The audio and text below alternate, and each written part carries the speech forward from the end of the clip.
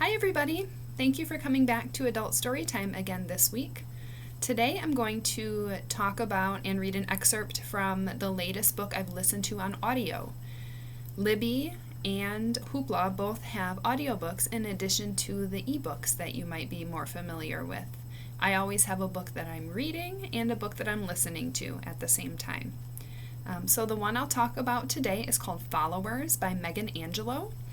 It's a book that takes place in both 2015 and 2051.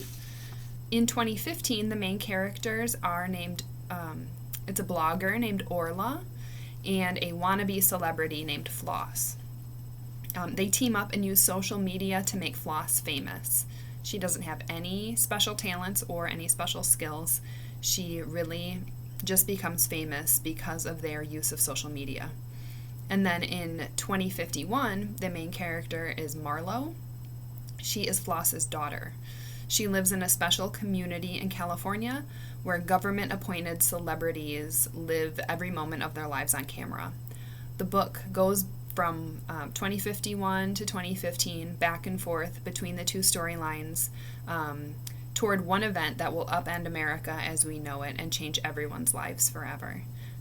In the excerpt I'm about to read, we will see how Floss and Orla use social media to their advantage in their quest to make Floss famous. So this is Chapter 5, Orla, New York, 2015. Right from the start, it was suspiciously easy. At least, Orla should have been suspicious of how easy it was. Two girls hijacking the public eye from the floor of their Chelsea rental. Her mistake was seeing the ease, the way things ribboned out in front of her and Floss, as a sign she was on the right path. They started the way everyone did. They shared. Floss posted pictures online of herself, her things, her food. Constantly, as if she was someone whose meals became fascinating just by virtue of her being in front of them. Nobody ever said, as Orla worried they would, with respect, "What do you do for a living?" or "Who dis bitch?" Floss didn't even have a proper bio on any of her platforms, just a quote. "There is no security on this earth, there is only opportunity." She attributed it to Britney Spears before Orla plugged it into Google and found that it had been said by General Douglas MacArthur. One day, Floss prepared to post a Snapchat of herself explaining how to apply brow gel. "So fire," she rehearsed as she ran the brush across her arches. "So fire." A thought came to Orla, torn from the script of people more famous than Floss. "You know what I think you should do at the end?" Orla said. "You should say you don't have a deal with them. The brow gel people. Say, like, I swear they're not even paying me to say this." "Why?" Floss jammed the wand back into its bottle and stretched her eyes in the mirror. "Because then people will think that other brands do pay you," Orla said, "to talk about their stuff." That was at 7:30 in the morning. As Floss mulled the idea, Orla showered, then went to work. She was at her desk when Floss posted the video at 8:45 a.m. "I'm not getting any money for this either, you guys," Floss sang dutifully. At 9:03 a.m., Orla sent the video to Ingrid, that's her boss, who popped her head out of her office 30 seconds later. Her lips were coral. Ladyish, that's the name of the blog that she works for.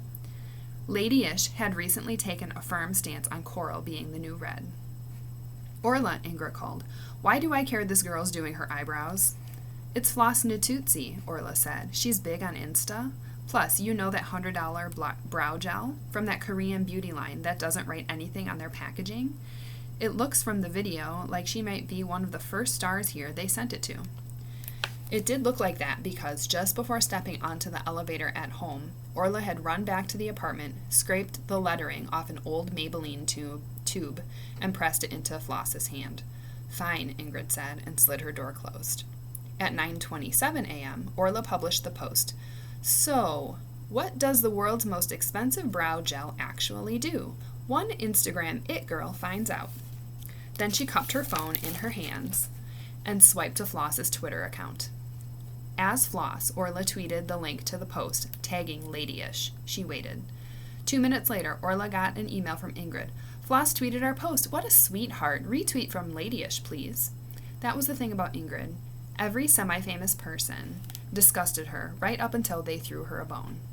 Orla used her computer to log into the Ladyish account and retweet the missive she had written as Floss.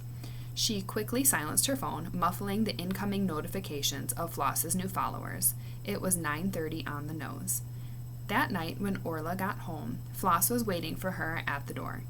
So was a crate of cream-flavored vodka, a pallet of whispery diet chips, and a dozen $40 lipsticks arranged like chocolates inside a black box.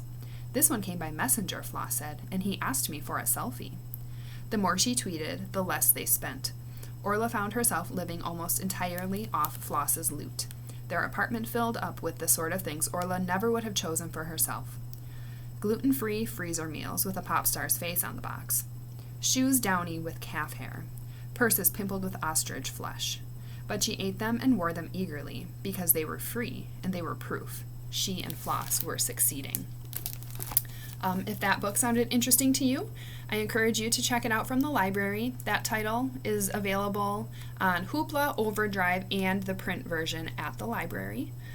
I'll be back in 2 weeks for the last adult story time. Thanks for tuning in. Have a good weekend. Bye.